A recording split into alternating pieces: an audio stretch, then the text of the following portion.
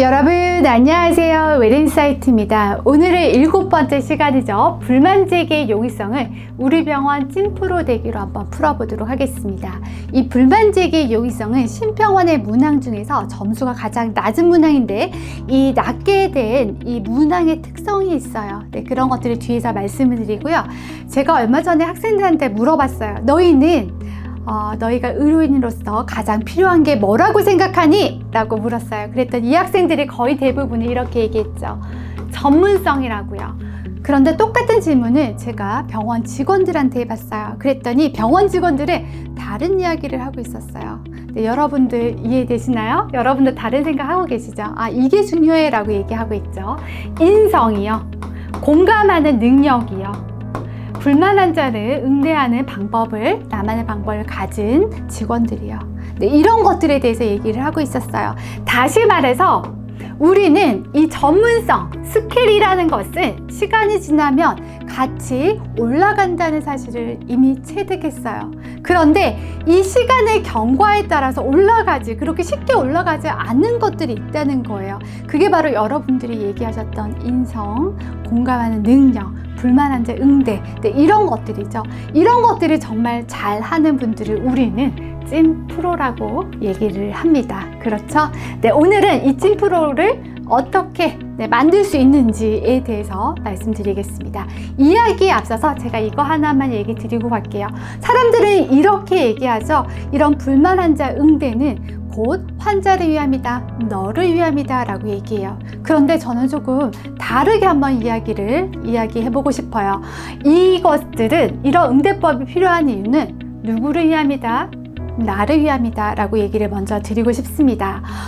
저는 병원에서 근무할 때 이런 부분들을 많이 봤어요. 직원들이 스트레스 받는 상황인데, 불만 환자들 응대하고 나면 굉장히 스트레스 받거든요. 근데 그 스트레스 상황에서 마음속에 꼬깃꼬깃 접어만 놨던 그 흰 봉투를 과감하게 꺼내는 그 모습을 봤어요.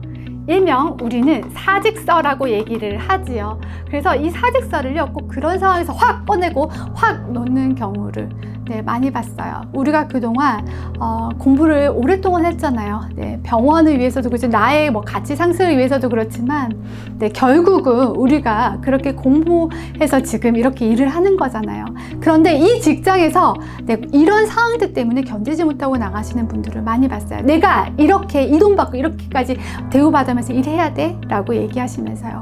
오늘도 그러셨나요? 네.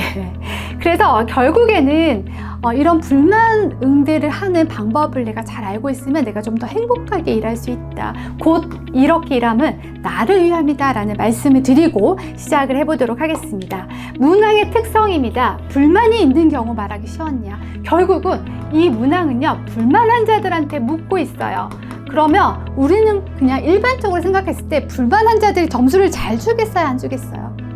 네, 그렇죠. 이런 환자들의 심리적인 특성이 반영돼서 이 17번 문항은 오래전부터 이미 점수가 좀 낮습니다. 그리고 불만이 있는 게 좋은 거예요, 없는 게 좋은 거예요?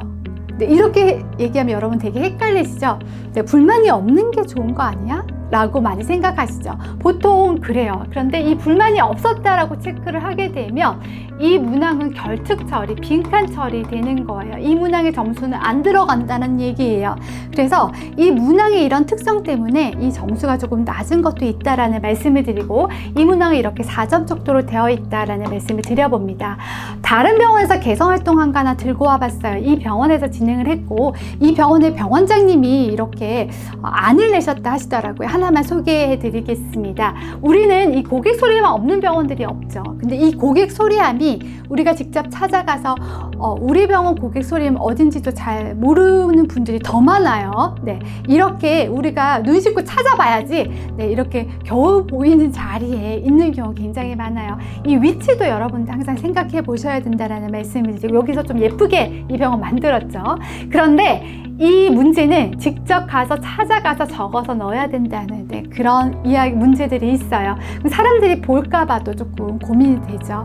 그런데 이렇게 입원하실 때 원무과에서 이걸 드리는 거예요. 아예 드리는 거예요. 안 쓰셔도 되고 쓰셔도 되는데 좋은 점, 개선점 이런 것들을 적어달라. 그리고 고객 소리함에 적고 나서는 넣어주시면 된다라고 얘기를 하는 거예요.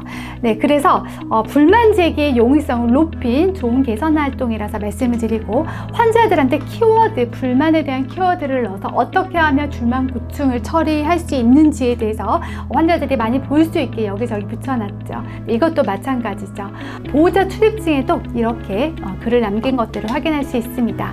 불만에는 두 가지 종류가 있는데 클레임과 컴플레인이 있다. 이 클레임은요, 어떤 거냐면요, 환자들이 요구하는 요구사항이 아주 분명하게 있어요. 아주 큰 요구들이에요. 예를 들면 경제적인 손실 보상해내라, 그리고 법적인 대응하겠다, 경찰 부르고, 네, 그리고 원장 사과해라, 뭐 이런, 네, 아주 극명한, 네, 요구사항들이 있어요. 네, 이런 것들을 내가 가지고 있으면 폭탄돼요. 네, 빠르게 올려야 되는 거죠. 고객 상담실 통해서, 네, 저 윗선까지 빠르게 올라가는 게 클레임이고요.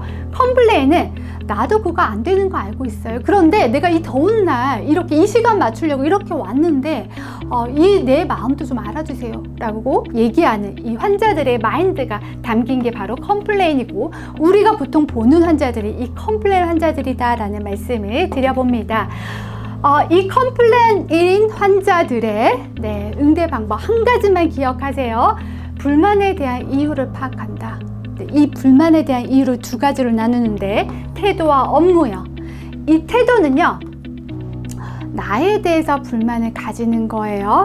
네, 이거는 내가 바로 커뮤니케이션 해서 푼다. 근데 이렇게 대응하시는 분들이 있어요. 이거는 밑에 내려가 저한테 얘기하지 마시고 밑에 고객 상담실 내려가서 얘기하세요 라고 얘기하시는 분들이 있어요. 그럼 환자분들 내려가죠. 내려가면요, 환자분들이 되게 황당해 하면서, 야, 그 직원한테 내가 지금 얘기하고 싶은데 내가 너한테 얘기하려고 여기 온지 알아? 그 직원 불러내! 라고 얘기를 하고 있어요. 결국에는 이거는 시간이 더 지나기 전에 내가 먼저 1차적으로 내 커뮤니케이션에서 한번 풀어본다 라는 말씀을 드려봅니다. 그리고 이 업무에 대한 불만을 가지신 분들은요, 이거는 무조건적인 사과나 이런 걸로 좀 안 된다라는 얘기를 드리고, 이런 경우에는요, 내가 조금 연차가 났거나 내가 해결이 좀 안 된다 하시는 분들은 빠르게 선배나 관리자에게 얘기를 한다. 이 선배나 관리자들은 자리 이동을 시킨다. 왜냐하면 환자들이 동조하기 시작하면 전반적인 분위기가 그렇게 더 큰 소리 치는 분위기로, 네, 옹호하는 분위기로 가거든요. 그거를 좀 단절시켜준다. 그리고 경청하는 태도를 보일 수 있도록 기록한다. 세 번째는 이 문제가 컴플레인인지 클레임인지 한번 확인해 본다. 이렇게 세 가지를 진행을 하고 해결 방안을 모색하고 피드백을 환자한테 준다. 네, 요게 그 매뉴얼입니다. 간단하죠, 여러분? 뒤에서 다시 한번 설명을 드릴게요. 불만 고객 앞에서 우리가 주의해야 될 얘기가 있는데, 규정상 어쩔 수 없다, 이 얘기 굉장히 많이 하죠. 코로나 병동 규정상 어쩔 수 없어요 라는 얘기를 많이 해요. 근데 뒤에 대안 제시를 한번 해보시라는 얘기를 드려봐요. 코로나 규정상 어쩔 수 없는데 비대면으로 제가 만날 수 있는 방법을 한번 소개해 드릴게요. 이게 대면을 보는 것보다 조금 힘들지만, 그렇게 조금 아쉽지만 그래도 이 방법 제가 해서 이렇게 도와드릴게요. 이런 것들요, 대안 제시 꼭 한번 해보시라는 얘기 드리고, 제가 한 거 아는데요, 이 말 들으면 환자분들 굉장히 화가 난대요. 네, 다시 말해서 환자한테는 두 가지밖에 없어요. 병원과 환자 본인밖에 없어요. 근데 환자한테 이 부서에서 잘못했고 우리 부서 잘못이 아닌데요, 그 부서 가보세요. 네, 이거는 우리 병원 잘못인 거예요. 그래서 여러분들이 이런 부분들이 분명히 인지하시라는 얘기를 드리고, 대안 없이 반복되는 사과요. 이거는 태도에 대한 부분은 괜찮은데 업무에 대한 부분들은 업무로 좀 풀어야 된다라는 말씀을 드려봅니다. 우리 병원 찐프로 되기, 네, 한번 시작해 보도록 하겠습니다. 불만의 종류에는 두 가지가 있다고 했죠. 어떤 것이요? 네, 여러분 얘기하고 계시죠? 클레임과 컴플레인이 있다고 했어요. 클레임은 위로 빠르게 올려야 된다고 얘기했고, 컴플레인은 나도 그거 안 되는 거 알고 있어요. 그런데 다만 내가 힘들다는 거, 내 마음만 좀 알아주세요 라는 게 이 컴플레인이다 라는 말씀을 드려보고, 불만 고객 응대 매뉴얼 한 가지만 기억하시라고 했죠. 뭐예요? 네, 뭘 파악해야 된다? 네, 얘기해 보세요. 네, 불만 이유를 파악해야 된다. 이 불만 이유는 두 가지로 나뉜다 했어요. 태도에 대한 부분과 업무에 대한 부분이요. 태도는 어떻게 푼다? 내가 먼저 해결한다. 네, 업무는 어떻게 푼다? 내가 해결이 안 될 경우는 어떻게 해야 돼요? 빠르게 누구한테 얘기한다? 선배나 관리자한테 얘기한다. 그리고 이 선배나 관리자는 뭘 해야 된다? 첫 번째, 기본이에요. 자리 이동, 분위기부터 바꿔야 돼요. 네, 두 번째, 어떻게 해야 되나요?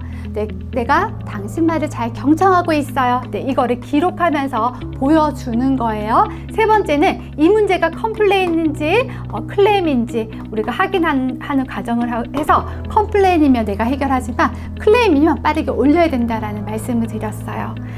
자, 오늘은 여러분과 함께 불만 환자에 대해서 어떻게 응대해야 되는지에 대해서 얘기를 드렸고, 다음 시간에는 신체 노출 수치감 배려, 너무 많이 고민했어요. 이 부분에 대해서 어떻게 하면 여러분께 쉽게 다가가서 정말 실질적인 방법을 얘기해 줄까 고민을 아주 많이 했는 결과들을 다음 주에 말씀드려 보도록 하겠습니다. 여러분, 더운 여름날이지만 수고 많으시지만 우리 조금만 더 견뎌봐요. 여러분, 다음 주에 또 뵙겠습니다. 수고 많으셨습니다.